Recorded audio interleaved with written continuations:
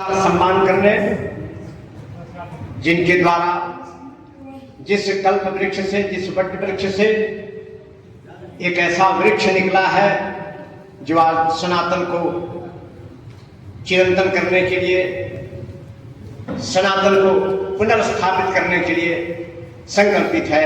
मैं अपने परम पूज्य श्री शमशेर बहादुर सिंह जी को आमंत्रित करता हूं, जिनको हमारे परम आदरणीय आचार्य जितेंद्रानंद सरस्वती जी सम्मानित करेंगे प्रशस्ति पत्र और अंग वस्त्र प्रदान करके।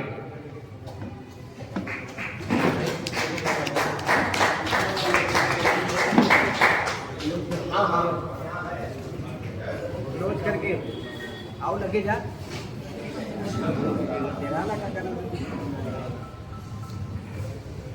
समझावा सीमून थोड़े है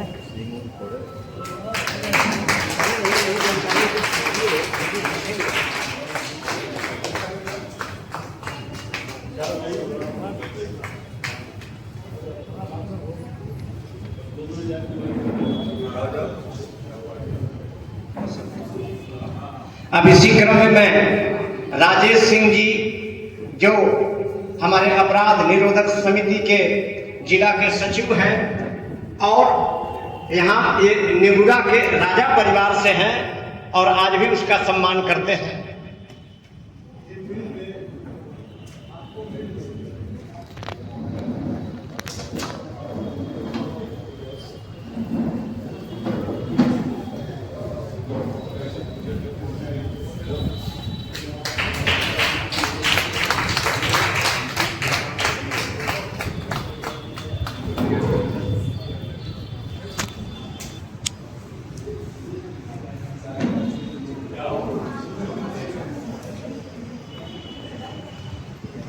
इसी क्रम में मैं सुशील कुमार सिंह जी को निमंत्रित कर रहा हूं।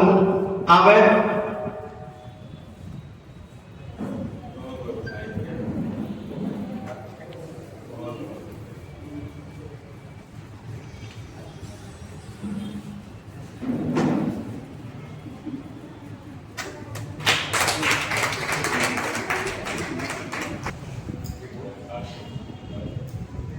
और मैं साधना यादव जी को विनम्रता पूर्वक आग्रह करूंगा कि वो भी आवे।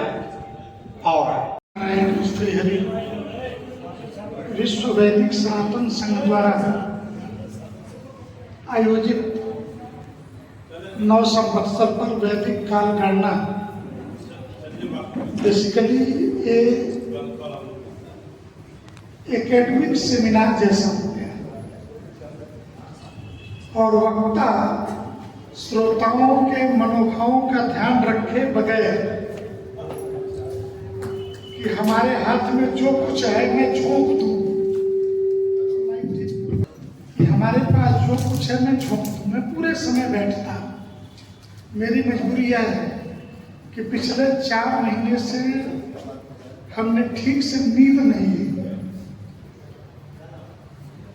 और हवाई जहाज में सोया नहीं जा सकता। पूरे भारत के 3 चक्कर लगभग लग गए कार्यक्रमों में, उतरे तो मंच पर ही है। और अभी भी वही मैं सोच रहा था कि शरीर का ब्लड सर्कुलेशन एल शेप में पैर को रख के लगातार जहाज में बैठो, कुर्सी पर बैठो, तो ये बना नहीं रहता। एकेडमिक विषय में काफी चर्चा हुई। आदित्य राज पाठक ने भी युवा पीढ़ी में वैदिक गणित और हम सबके श्रद्धेय आदरणीय हीरालाल मिश्र जी मधुकर, और मुझे आज पहली बार पता चला कि डॉक्टर संतोष सिंह जी भी कवि हैं। कुछ महाराज जी, देखिए मेरा संन्यास या कार्यकर्ता भाव दोनों काशी में ही बीता है। 6 दिसंबर 92 की बाबरी मस्जिद ध्वस्त होने के बाद हम सबके पीछे वारंट थे, तो पूरे गोरखपुर संभाग के संघ के प्रचारकों का ट्रांसफर काशी किया गया कि पुलिस पहचान न पाए, और काशी वालों को गोरखपुर भेज दिया गया। तो उसी में हम काशी को प्राप्त हुए थे। उधर से जो लाट आई उसमें से हम भी आए थे।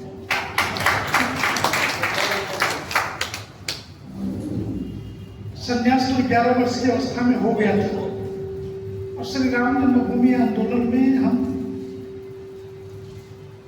एक कार्यकर्ता के रूप में सन्यासी पहले थे, कार्यकर्ता बाद में बने, फिर प्रचारक जीवन से वापस हुए तो अपने घर वापसी की थी, इतना ही हुआ था। आपने सूक्ष्म से सूक्ष्म काल गणना मुझे नहीं लगता कि बहुत समझ में आया होगा, इसका कोई मतलब और कोई 2 लाइन भी याद करके जाएगा। काल गणना के बारे में एक बात ध्यान में रखिए कि महाकाल की इच्छा हो जब तक होगी तब तक आप काल गिन पाएंगे, उसके आगे और पीछे किसी की गिनने की हैसियत नहीं है। जहां तक ज्योतिष का संबंध है, हम लाख ज्ञानी कहें, ज्योतिष शास्त्र ही कहता है कि ब्रह्मा के अतिरिक्त कोई ऐसा व्यक्ति नहीं है कि जो ये बता दे कि क्या लिखा है, कल को क्या घटित होने वाला है।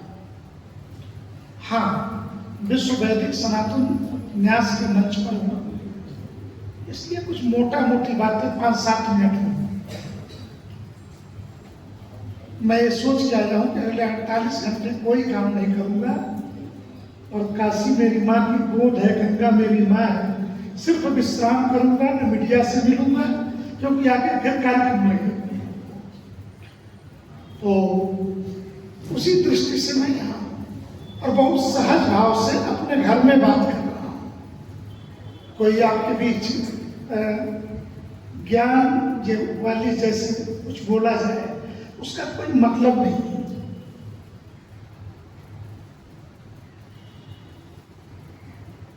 सनातन को लेकर के 2-3 धाराएं चाहिए आज धर्म को लेकर के, और वो प्रचंड धाराएं इस प्रकार हैं कि हम बचेंगे तब तो बाकी चीजें सभ्यता सुरक्षित होगी। जब 2019-20 में कोरोना आया तो कुछ लोगों ने कहा कि व्यापार में घाटा हो गया। हमने कहा तुम जिंदा बच गए, इतना क्या कम है। दुनिया में सबसे कम रेशियो में जो मौत हुई है वो भारत में हुई है और उसका एकमात्र कारण है भारत की संस्कृति। $2.5 लाख वेतन लेने वाले WHO के वैज्ञानिक आज तक कोरोना की कोई दवाई है बताए क्या? कोई दवाई नहीं। किसी दिन एजिथ्रोमाइसिन खा लो, पैरासीटामोल मार्केट से गायब है, ऐसे ही जैसे LPG का हल्ला उड़ा दिया। जो चीज हमारे बस में नहीं है पूरी दुनिया की, आज की टिल नाउ जिस समय मैं आपसे बात कर रहा हूं, दुनिया के 22 देश युद्ध के खांचे में ढल चुके हैं भाई अपना। और अगला जो संवत्सर है इसका नाम है रौद्र नाम संवत्सर। नाम से आपको नहीं पता लग रहा है कि आगे क्या होना है। इसके आगे ध्रुवधार है, इसके आगे रक्ताक्ष है, ये संवत्सरों के नाम है। अगले 7 वर्षों में विश्व में 155 करोड़ लोग मरने वाले हैं। वही रहेगा ना वहाँ वाले। हाँ। और ऐसी परिस्थितियों में हमारे पास अगर कोई गणना है,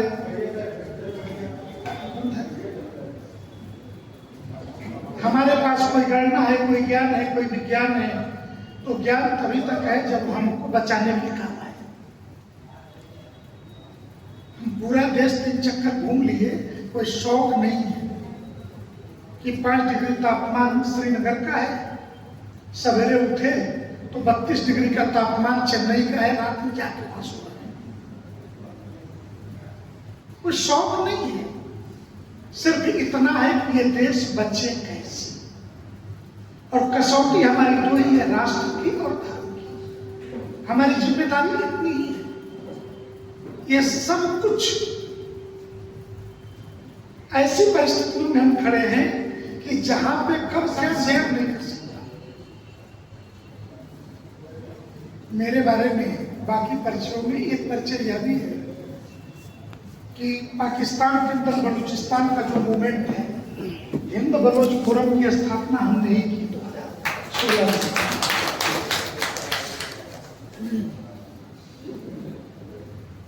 युद्ध माथे पे वास्तव में ये जो सेमिनार है, मैं बहुत बधाई दूंगा संतोष सिंह जी को कि इन्होंने ऐसा विषय चुन लिया।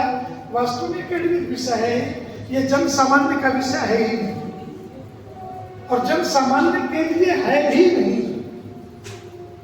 अकादमिक विषयों में जन सामान्य को बहुत ज्यादा जानने की जरूरत नहीं।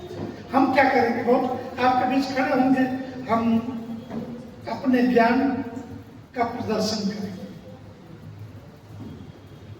उस ज्ञान से हमें क्या करना है?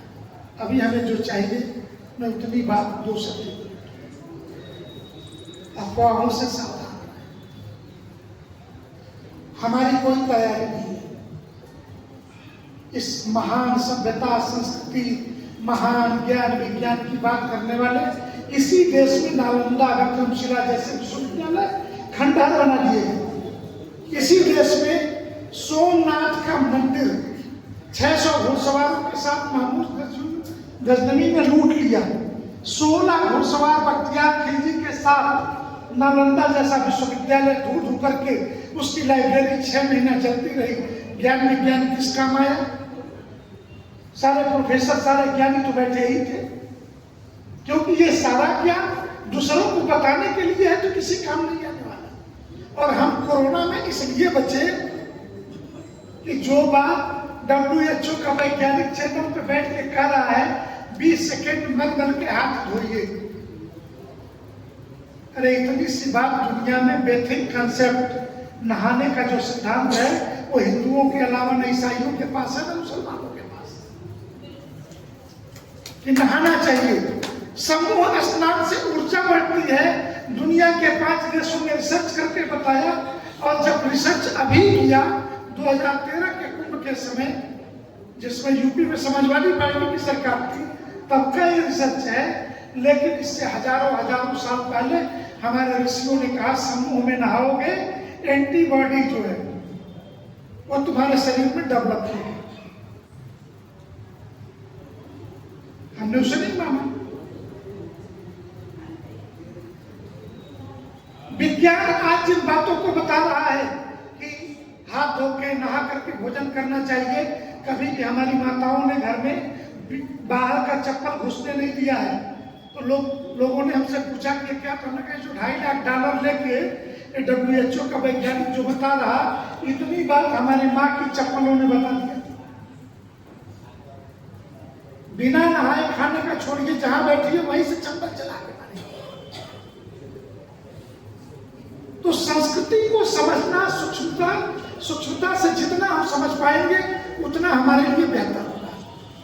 मैं सिर्फ इशारे में इतनी ही बात कहूंगा कि भारत भी युद्ध में जाने वाला है। हमारे चाहने न चाहने से युद्ध नहीं टल जाएगा। हमें अपनी मानसिकता बनानी होगी। और ये इसलिए मैं कह रहा हूं कि पीछे के 3 घटनाएं सिर्फ आपको बता के अखबारों की कटिंग है। मुंबई के पास ठाणे जिले में एक रात धर्मांतरण के आरोप में एक पादरी की गिरफ्तारी हुई। जब महाराष्ट्र पुलिस ने अपना दाव आजमाया तो उसने बताया कि वो अमेरिकी सेना का पूर्व अधिकारी है। सवेरे तक ये बात खुल गई कि वो CIA का एजेंट है। अमेरिकी सेना का पूर्व अधिकारी CIA के लिए काम कर रहा था। और उसने पहली बात बताई, वो ज्यादा भजावत थी कि ऐसे 35 अधिकारी अकेले महाराष्ट्र को डिस्टर्ब करने में लगे, क्योंकि भारत का औद्योगिक राज्य है महाराष्ट्र। बड़ी मात्रा में देश को टैक्स कलेक्शन करके देता है। दूसरी घटना, अहमदाबाद से 7-8 किलोमीटर अंदर 700 कार्ड वैज्ञानिक पकड़े गए जो रेड़ी के तेल से रेसिन नाम का जहर बना रहे थे। ये रेसिन नाम का जहर पोटेशियम साइनाइड से 1000 गुना ज्यादा ताकतवर होता है। और एक पानी की टंकी में 2 गुड़ मिला दो, पूरा मोहल्ला साफ। ऐसा रेसिन नाम का जहर बनाने वाले 7 जो है दीनी वैज्ञानिक पकड़ लिए गए। तीसरी घटना, अगर हमारी एजेंसी फेल हो गई होती तो इस समय हम सिर्फ शोक और मातम मना रहे होते। दिल्ली के बगल में मेवात के इलाके में फरीदाबाद है और वहाँ पे अल फलाह नाम की यूनिवर्सिटी बनाई गई 70 एकड़ की। और उस यूनिवर्सिटी के वैज्ञानिक, क्योंकि कानून में छेद है और उस छेद का लाभ उठा करके कोई भी डॉक्टर 5 किलो अमोनियम नाइट्रेट अपने साथ ले जा सकता है रिसर्च के नाम पर, और 3000 किलोग्राम अमोनियम नाइट्रेट जैसा विस्फोटक एक जगह पर इकट्ठा कर लिया गया।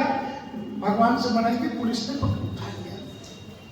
3.5 क्विंटल RDX पकड़ा गया। और जब उनको लगा कि अब क्या होगा, भागते भगाते लाल किले के सामने उनकी कार विस्फोट कर गई।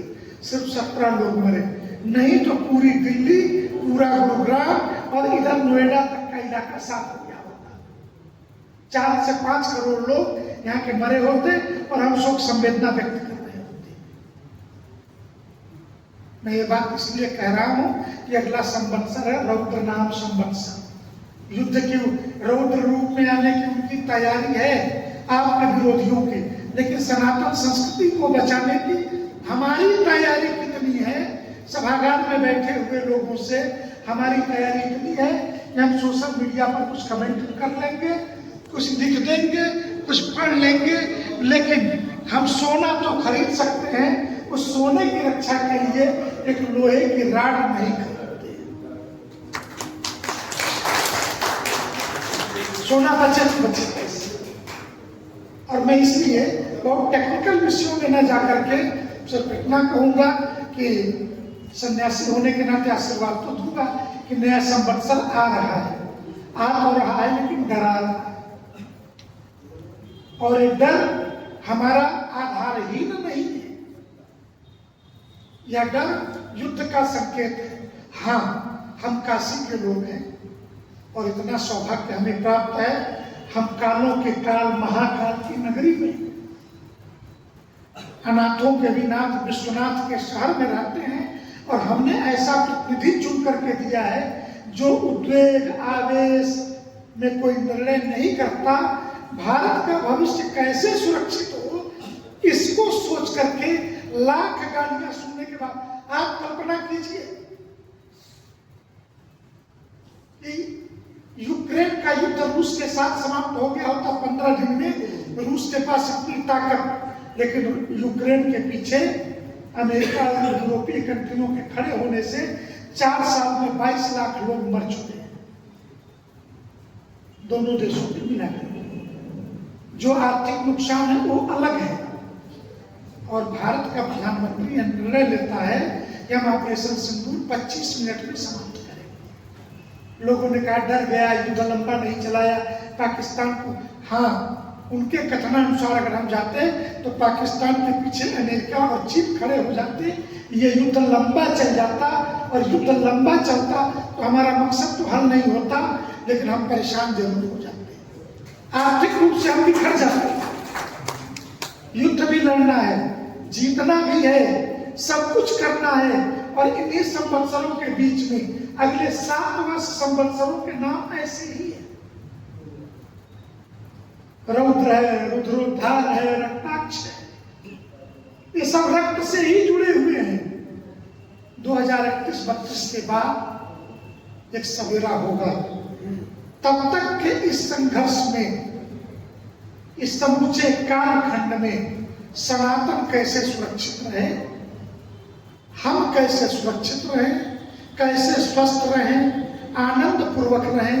और कोरोना ने एक ट्रेलर न्यूनतम आवश्यकताएं हमारी कितनी है हमारी पीढ़ी को बता दिया है।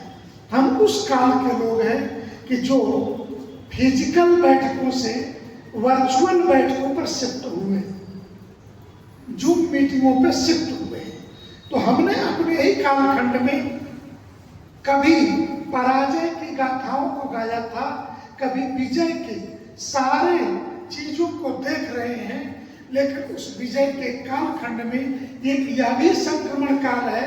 और मेरे मीठा बोलने से, मेरे आंखों को बंद कर लेने से सच्चाई छुप नहीं जाएगी, क्योंकि 19 मार्च तो वर्ष तो 19 मार्च को है। इसी कारण देश के सभी शीर्ष संतों को इस बार श्री राम जन्मभूमि पे 19 मार्च को महामहिम राष्ट्रपति के साथ बुलाया है, और सिर्फ इसलिए बुलाया है, कुछ कार्यकर्ताओं को भी बुलाया है, इसलिए बुलाया है कि हम भारत के भविष्य को कैसे सुरक्षित रखें। यह रुद्र संवत्सर जो रौद्रना प्रारंभ हो रहा है, यह देश सुरक्षित रहे। हम इतना ही कहेंगे कि आप सब भी मन को बनाएं, क्योंकि यह युद्ध सिर्फ सीमा पर नहीं लड़ा जाएगा, ये हर घर में लड़ा जाएगा।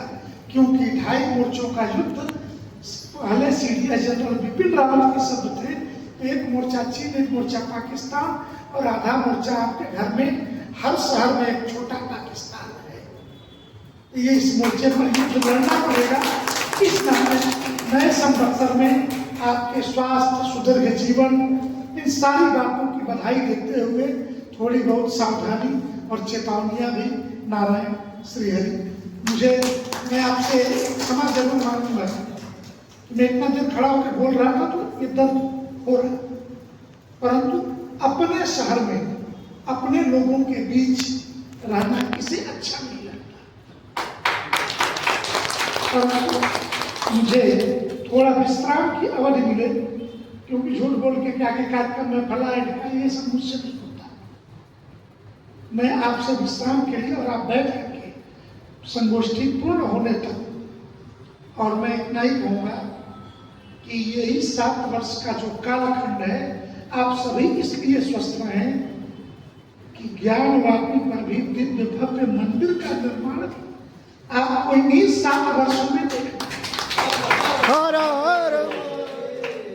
एक वाक्य और कहके कि एक बड़े व्यक्ति ने हमसे पूछा कि आप लोग कैसे सोचते हैं, अभी मुकदमों की चर्चा हो रही थी, ये मुकदमे हो, अरे भाई मुकदमा कोई दायर करके औरंगजेब ने मंदिर तोड़वाया कि हम मुकदमा लड़ करके लें? क्या राम जन्मभूमि मुकदमा लड़ के आप ले पाते? वो विवादी ढांचा ध्वस्त हो पाता? तो जब इस तरीके के युद्ध और कलह मचे तो कुछ युवाओं की टीम संतोष जी ऐसी तैयार होनी चाहिए कि हम उसी समय आपदा में अवसर अपने लिए ढूंढ लेंगे। हमारे हाथ नारायण श्रीहरि। डॉक्टर संतोष सिंह जी से विनम्रता पूर्वक आग्रह करूंगा कि वो हमारे स्वामी जी को स्मृति चिन्ह दे करके